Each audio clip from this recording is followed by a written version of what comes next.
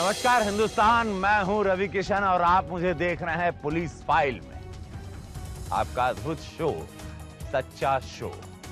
गंगा, जहां पर लोग अपने पाप धोने के लिए जाते हैं, जहां पर मृत्यु के बाद अगर जलाया गया तो कहते हैं कि आपको मोक्ष की प्राप्ति होगी। उसी गंगा के आसपास आपराधिक घटनाएं भी होती हैं बाबू।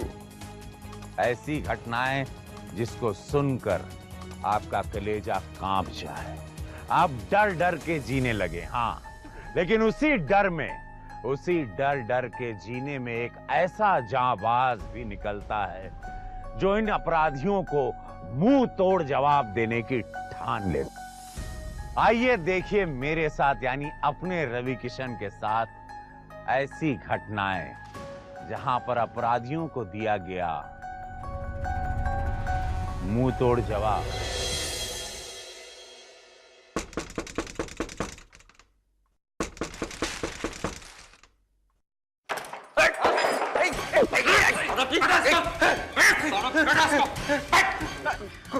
कौन हो तुम लोग?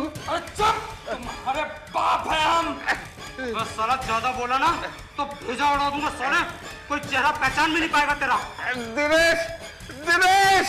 साले दिनेश के मुंह में तो रिवॉल्वर घुसेड़ के बाहर बैठा रखा है। ज्यादा बोला ना तो उसकी अस्थियां गंगा में बहाने के लिए तेरे को जाना पड़ेगा। तुम लोग जानते नहीं हो मैं कौन हूँ? जानते नहीं हो तुम लोग? अरे साले डॉक्टर साहब तो नहीं है ना तू? डॉक्टर साहब है? अबे जा, सब उठा लो, सब उठाया। मेरे पास तो कुछ भी नहीं है। बस साले ज्यादा मत बतियाओ, समझे? बोले हम छोटा मोटा चोर नहीं है, हम बड़का डकैत हैं। साले हम छोटी मोटी चोरी नहीं करते, जब भी हाथ मारते हैं बड़ा ही हाथ मारते हैं। अबे हुआ क्या? और चलो आगे वाली किसकी है? अब वर्मा जी का चलना है, सारा बहुत पैसा कमाया सारा।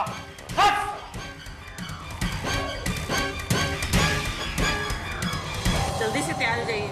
अच्छा हुआ हमारी दिल्ली की टिकट कंफर्म हो गई है। तुम्हारे रिश्तेदारों के ब्याह में जा जाके मैं तंग आ चुका हूँ। अरे रिटायर हो गए हैं, अब नहीं जाएंगे तो कब जाएंगे? रिटायर हुए नहीं है, तुम लोगों ने करवा दिया है मुझे। नहीं करवाते तो वो डकैत आपको गोली मार के चले जाते। अरे मैं किसी से डरता नहीं हूँ। अरे हमको तो डर लगता है, अब तो चैन से जीनेंगे। बस चुप करो।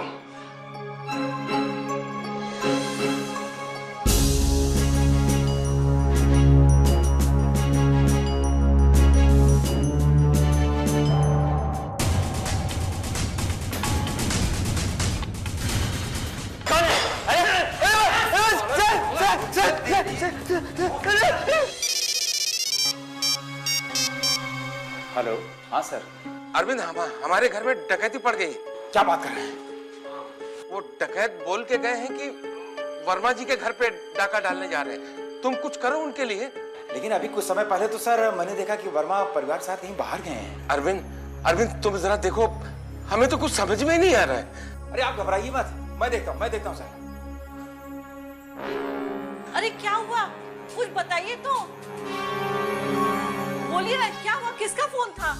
अरे कहाँ जा रहे हैं? अरे कुर्ता तो लेते जाइए। अरे कुछ तो बोलिए।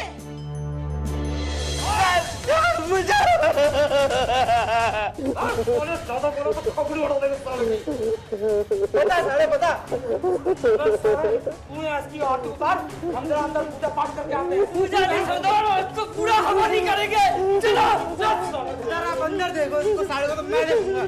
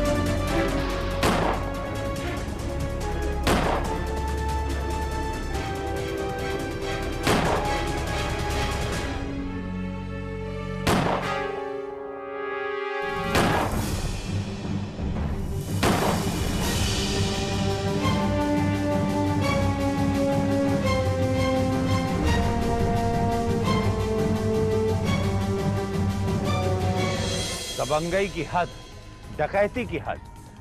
नकाब के पीछे के चेहरे तो लोगों ने नहीं देखे, लेकिन उनके इतने घिनौने और गंदे इरादे को देखकर वाराणसी नहीं पूरे उत्तर प्रदेश के सभी आला अधिकारी कांप घबरा गए, आश्चर्यचकित हो गए। आपको रिटायरमेंट इसलिए दिलाया गया था कि आपकी जान को खतरा है। आखिर कब तक आप दूसरों के लिए डकैतों से लड़ते रहेंगे? जब तक हमारे अंदर ताकत है, एक पुलिस वाला अपनी ड्यूटी हमेशा निभाता है। लोगों की रक्षा करना हमारा फर्ज है। ये फर्ज वर्ज की बातें मुझसे मत करिए। अगर आपको कुछ हो जाता तो? ऐसा नहीं है। हम कब तक डरते रहेंगे उनसे? जब तक वो लोग डराते रहेंगे। ऐसा नहीं है। एक बार अगर उनको हमारे चेहरे पे डर नहीं दिखा ना, तो वो खुद ब खुद डर जाएंगे। उनसे तो पुलिस वाले भी डरते हैं। गंगा के किनारे के डकैत बहुत खतरनाक हैं।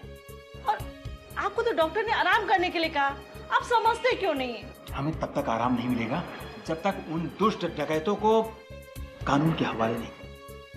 आपको भी कौन समझाए?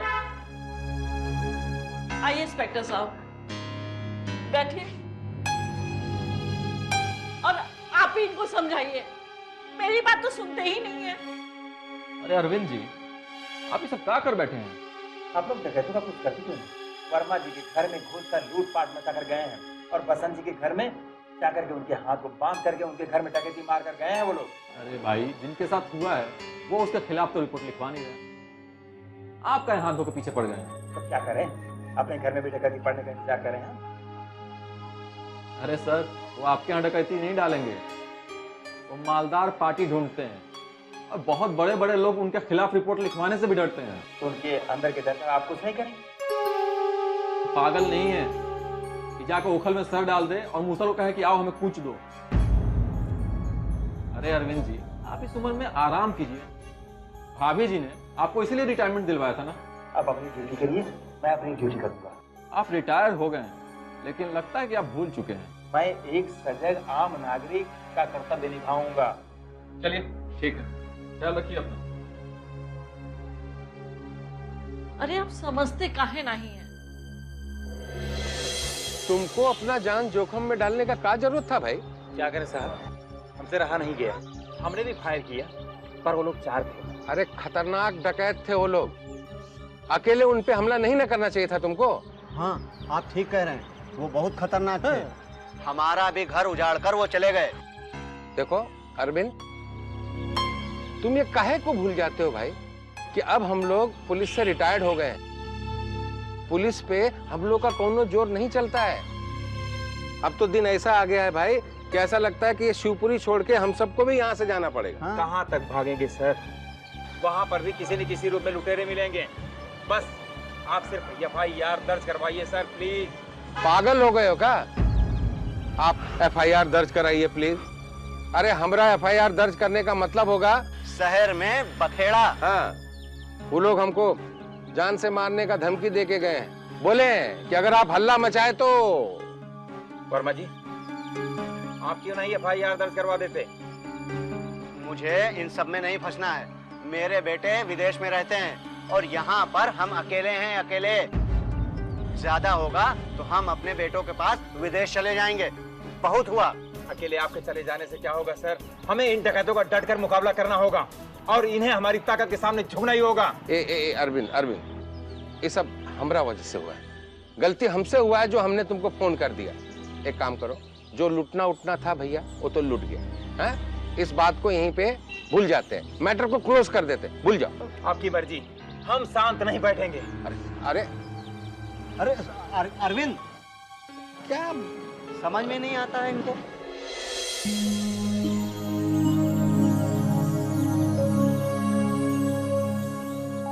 अरे दिनेश, मुझे तुमसे कुछ जानकारी चाहिए। बोलिए क्या है? उस रात जो डकैत आए थे उनके बारे में। साहब ने मना किया है कि किसी को नहीं बताने का। तुम्हारे मुंह में बंदूक घुसेड़ गए वो लोग, तुम्हें गुस्सा नहीं आता है क्या? गुस्सा आया था साहब, लेकिन क्या करता, लाचार था। तुम्हें कुछ नहीं करना है, बस तुम उनके विषय में थोड़ी जानकारी दो ताकि उनको पकड़ा जा सके।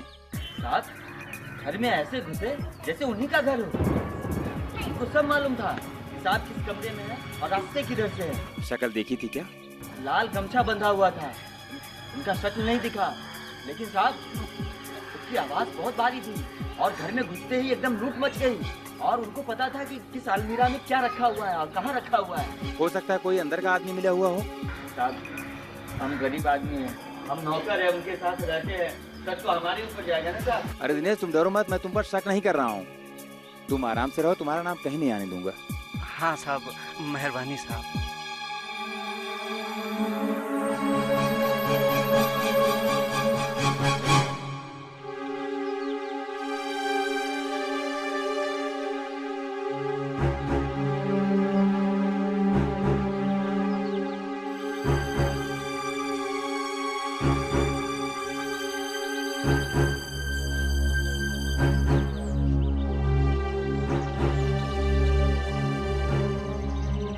वर्मा जी। हाँ अरविंद बाबू, आइए आइए, नमस्कार। नमस्कार। कैसे हैं अरविंद बाबू आप? हाल चाल तो ठीक है? जख्म को जब तक जड़ से ठीक नहीं करेंगे ठीक नहीं होगा। क्या अरविंद बाबू, आप फिर से वही सब बातें करने लगे? ये आदमी कौन था जो पैसे लेकर गया है यहाँ से अभी? वो कॉन्ट्रैक्टर था, उसको घर व्हाइट वॉश करने का काम दिया था, वही था। इस कॉन्ट्रैक्टर के बारे में आपको किसने बताया? जाने समझे लोग हैं अपने जो बसंत बाबू है ना, बसंत बाबू के घर में इन्हीं लोगों ने काम किया था। यही तो सोच रहा था मैं। क्या? इसे कॉमन फैक्टर बोलते हैं वर्मा जी। मैं कुछ समझा नहीं। बसंत सर, आपके घर जो मजदूर कलर करने आए थे ना, वही मजदूर वर्मा जी के घर पे कलर करने गए थे। दोनों में कुछ न कुछ जरूर कनेक्शन है, और इसमें दिनेश भी शामिल है। नहीं नहीं नहीं अरविंद जी, ऐसा नहीं हो सकता है। दिनेश मेरे यहाँ सालों से काम करता है। क्या खबर लाया है?